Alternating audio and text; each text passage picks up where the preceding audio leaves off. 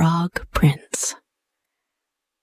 One fine evening, a young princess put on her bonnet and clogs and went out to take a walk by herself in a wood. And when she came to a cool spring of water that rose in the midst of it, she sat herself down to rest a while. Now she had a golden ball in her hand, which was her favorite plaything, and she was always tossing it up into the air and catching it again as it fell. After a time, she threw it up so high that she missed catching it as it fell, and the ball bounded away and rolled along upon the ground, till at last it fell down into the spring. The princess looked into the spring after her ball, but it was very deep, so deep that she could not see the bottom of it. Then she began to bewail her loss, and said, "Alas, if I could only get my ball again, I would give all my fine clothes and jewels and everything that I have in the world." Whilst she was speaking, a frog put its head out of the water and said, "Princess, why do you weep so bitterly?" "Alas," said she, "what can you do for me, you nasty frog? My golden ball has fallen into the spring." The frog said, "I want not your pearls and jewels and fine clothes.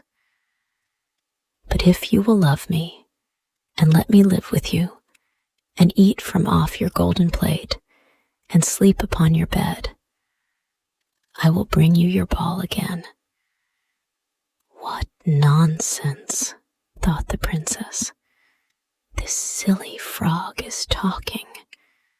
He can never even get out of the spring to visit me, though he may be able to get my ball for me, and therefore I will tell him he shall have what he asks."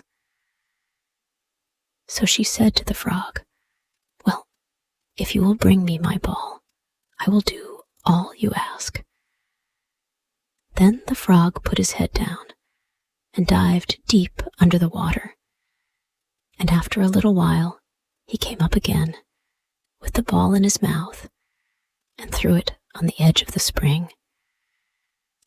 As soon as the young princess saw her ball, she ran to pick it up, and she was so overjoyed to have it in her hand again that she never thought of the frog, but ran home with it as fast as she could. The frog called after her, "Stay, princess, and take me with you, as you said." But she did not stop to hear a word. The next day, just as the princess had sat down to dinner, she heard a strange noise, tap, tap, plash, plash, as if something was coming up the marble staircase. And soon afterwards, there was a gentle knock at the door, and a little voice cried out and said, "Open the door, my princess dear. Open the door to thy true love here, and mind the words that thou and I said, by the fountain cool in the greenwood shade." Then the princess ran to the door and opened it, and there she saw the frog, whom she had quite forgotten. At this sight, she was sadly frightened, and shutting the door as fast as she could, came back to her seat. The king, her father, seeing that something had frightened her, asked her what was the matter. "There is a nasty frog," said she, "at the door, that lifted my ball for me out of the spring this morning. I told him that he should live with me here, thinking that he could never get out of the spring. But there he is at the door, and he wants to come in. While she was speaking, the frog knocked again at the door and said, "Open the door, my princess dear. Open the door to thy true love here, and mind the words that thou and I said, by the fountain cool in the greenwood shade." Then the king said to the young princess, "As you have given your word, you must keep it. So go and let him in." She did so, and the frog hopped into the room, and then straight on, tap, tap, plash, plash, from the bottom of the room to the top, till he came up close to the table where the princess sat. "Pray lift me upon chair," said he to the princess, "and let me sit next to you." As soon as she had done this, the frog said, "Put your plate nearer to me, that I may eat out of it." This she did, and when he had eaten as much as he could, he said, "Now I am tired. Carry me upstairs and put me into your bed." And the princess, though very unwilling, took him up in her hand and put him upon the pillow of her own bed, where he slept all night long. As soon as it was light, he jumped up, hopped downstairs, and went out of the house. "Now then," thought the princess, "at last he is gone, and I shall be troubled with him no more." But she was mistaken, for when night came again, she heard the same tapping at the door, and the frog came once more and said, "Open the door, my princess dear.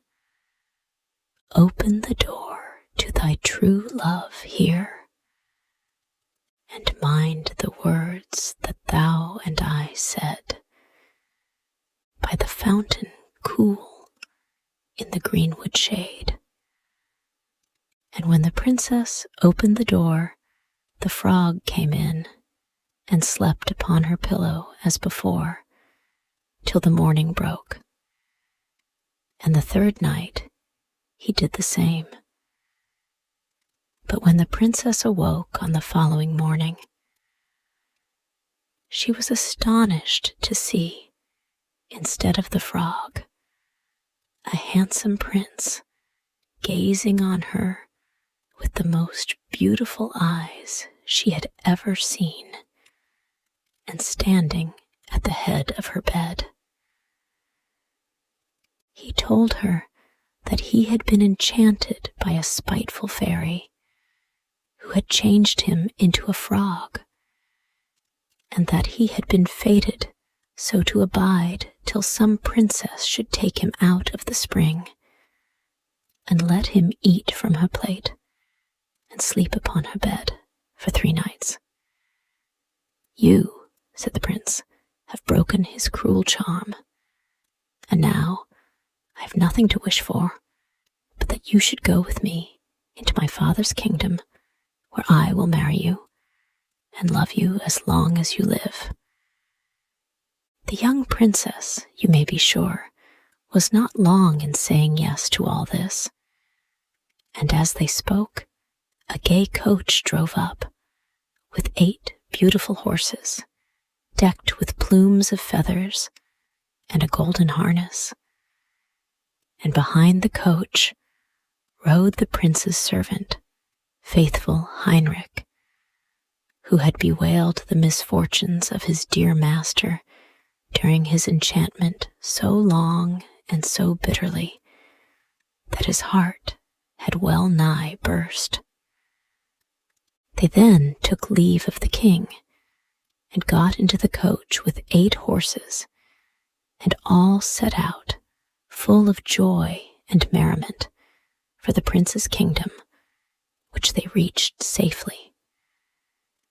And there they lived happily a great many years.